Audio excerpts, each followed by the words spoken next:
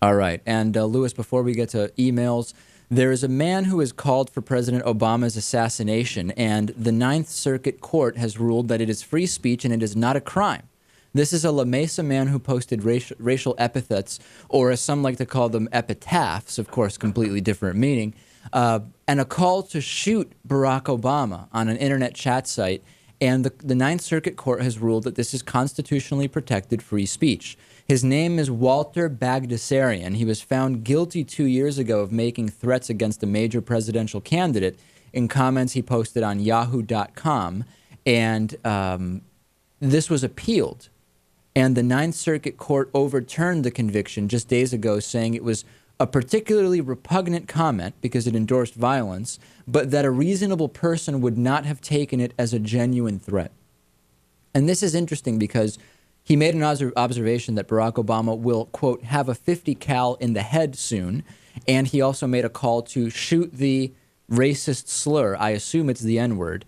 These are not being considered violations of the law under which he was originally convicted because the statute doesn't criminalize predictions or exhortations to others to injure or kill the president. That's according to Judge Stephen Reinhart. So clearly poor judgment, but this brings up an interesting issue, which is at what point is it the incitement of violence and at what point is it constitutionally protected free speech?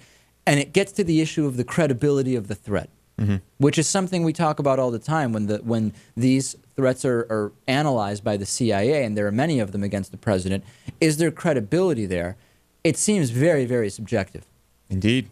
And so then when you're making legal decisions based on the credibility of the claim, which again is only in the opinion of the beholder, it's gray. It's definitely a gray area. A lot of gray area. But you have to be glad that people are able to say things like this in this country. I mean, imagine if someone said this about Kim Jong-il in North Korea. What would happen to that person? No question about it. The thing, though, is you also need to be aware, or in other words, what I'm trying to say is we also need to have some resources where if there is what is considered a real, credible threat against the president, there has to be action that can be taken as well, right? Well, hey, you know what the Secret Service does with him outside the law?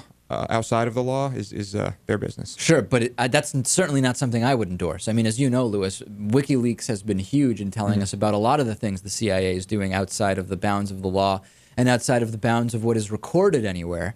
And that's not a door we want to be encouraging them to go down. I see what your point is, but... Well, that's also something we have no control over. The problem, actually, the other problem here is that this poor ignorant man actually thinks that the president is in charge, as opposed to corporations, banks, and special interest groups. He thinks Obama is responsible for something, right, for anything that has happened over the past few years. Right. You know, if this guy realized that Obama, like basically every president has been for a long time now, and every major elected politician, Obama is a puppet of sorts in a much larger stage performance that involves a number of individuals and money and companies, as we've talked about many times.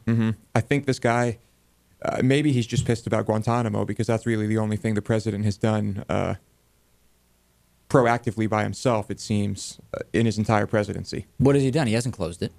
He wanted to close it and it fell apart. Right. He wanted to. So apparently now wanting to do something, now counting for Lewis, counting big.